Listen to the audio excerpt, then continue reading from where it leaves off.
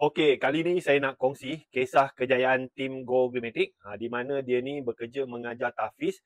So, sambil-sambil dia mengajar tahfiz, dia uruskan 7 kereta sewa menggunakan sistem Go Greenmatic. So, dalam masa 8 bulan, beliau dapat menjana pendapatan sewa sebanyak RM68,760 dan untung RM48,849. Okey, ini adalah Facebook tim Go Greenmatic. Nama Facebook dia Abel Car Rental Kelang by GM.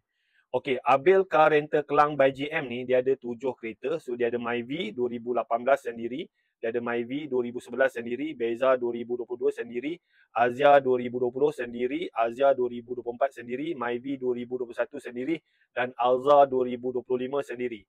Okey, Abel Car Rental Kelang by GM ni dia sertai Go Greenmatic pada 13 April 2024. Dia ni keluarga ada 3 pusat tahfiz, beliau bantu mengajar tahfiz sambil urus kereta sewa dan dia pun ada kedai makan. Abel Car Rental Kelang by GM ni, masa dia sertai Go Greenmatic, dia mula dengan satu Myvi 2018. Okey, ini adalah rekod sewaan dan untung kasar beliau pada tahun 2025. Januari sewaan dia 7,680, untung dia 5,447. Februari sewaan dia 7,520, untung dia 5,285.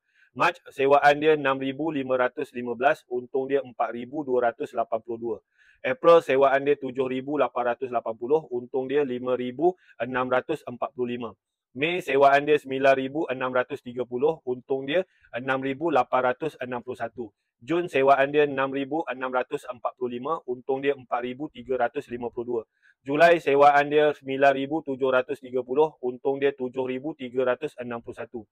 Ogos sewaan dia 13,160, untung dia 9,626. So daripada Januari sampai Ogos 2025, jumlah sewaan dia adalah 68,760, untung dia RM48,849. Alhamdulillah, sambil-sambil mengajar tahfiz, sambil-sambil uruskan 7 kereta sewa, dalam masa 8 bulan, beliau dapat menjana pendapatan sewa sebanyak RM68,760 dan dapat untung RM48,849. Okey, so dekat sini ada tak mana-mana pusat tahfiz yang nak belajar macam mana nak buat bisnes kereta sewa dengan Go Greenmatic? So kalau nak belajar, nak sertai Go Greenmatic, kita kenakan yuran keahlian RM300 sahaja setahun. So kita bagi group support, kita bagi training, kita bagi sistem laman web, template dokumen sewa, bahan-bahan marketing, sistem untuk tapis pelanggan, dan kalau you nak kereta ataupun motor, Go Greenmatic pun kita boleh bagi kereta ataupun motor dalam bentuk pajakan. Alright, so nak join ni tak kisahlah ada kereta ke tak ada kereta ke, mengajar tahfiz ke, kerja kerajaan ke, kerja swasta ke, duduk kampung ke, duduk bandar ke, duduk luar negara pun boleh join bisnes Go Greenmatic. So kalau you nak join, you komen nak join, you screenshot video ni, you pergi dekat saya punya bio, you message saya cakap nak join team Go Greenmatic.